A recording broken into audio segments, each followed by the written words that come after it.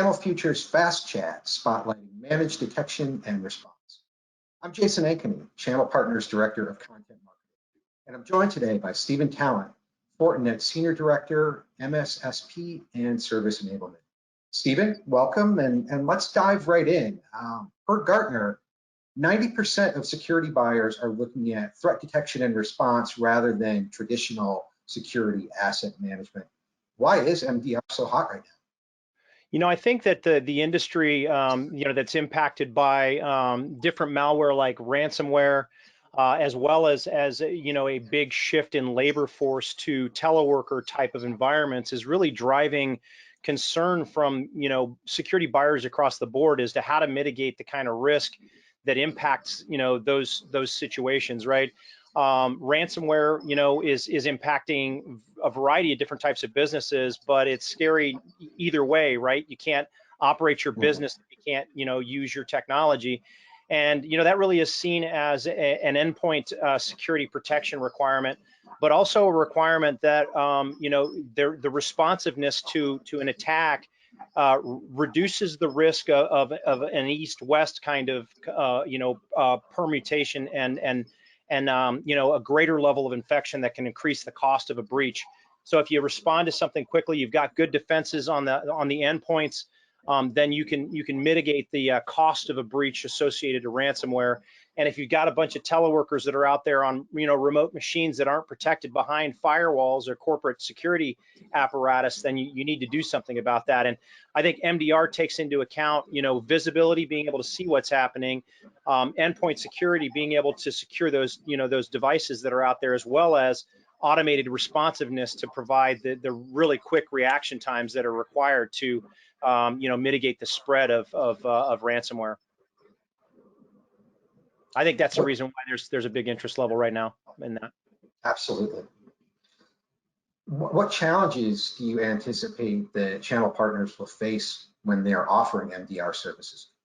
Well, until recently, if you wanted to do this as a channel partner, you would piece together multiple different security vendors and visibility tools, and as a service provider, there'd be a lot of swivel chair action going on in defending your customers' environments, and there'd be multiple different tools that aren't integrated necessarily, and then threat intelligence not being shared across these different systems. So you'd have a lot of different disparate tools that really impacts not only your security efficacy, but your ability to be profitable.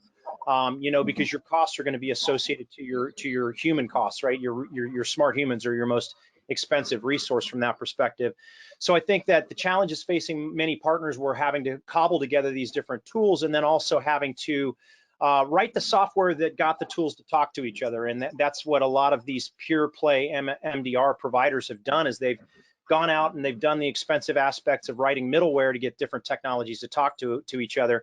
And that has been a barrier for many partners, so I think that's a real challenge if you're looking at getting into the MDR game. Is how are you going to be profitable if you have to combine a bunch of different technologies to get to one business outcome for your customer? So in response to what you were just talking about, as partners leverage a single vendor MDR stack versus a stack from multiple partners, what does the profit margin difference look like there? Well, it's really tough to put a real dollar figure on it, but what you can do is you can understand what your hourly cost per smart human is and how much time it's going to take for you to deal with a bunch of disparate tools that don't talk to each other, where automation is not shared across the different tools. So you have your smart humans spending a lot of time doing mundane processes and basically eating up your profit margins. So it really is more around the human cost of delivering the service than it is about the disparate tools you're using, because the individual cost of the tools may be fairly low, just from a capital expense perspective, but your operational costs are going to be high, and that by far is the most expensive component of offering a service. Got it. What makes Fortinet different relative to MDR solutions? Well, I'm glad you asked. So what makes us different is we're now, with the acquisition of Ensilo and Cyber Response, we're the only security vendor in the market today that allows the partner community to leverage a single vendor to mitigate this risk and to offer a service. And what we've done is we've really made it to where it's very cost effective to deliver it operationally, because via telemetry and the fact that we acquired 2 partners of ours that were already incorporated into the security fabric as a technology alliance partner, we've integrated the technologies to share threat intelligence and automation. So you don't have to, as a channel partner, you don't have to go out there and write middleware to get these technologies to talk to each other.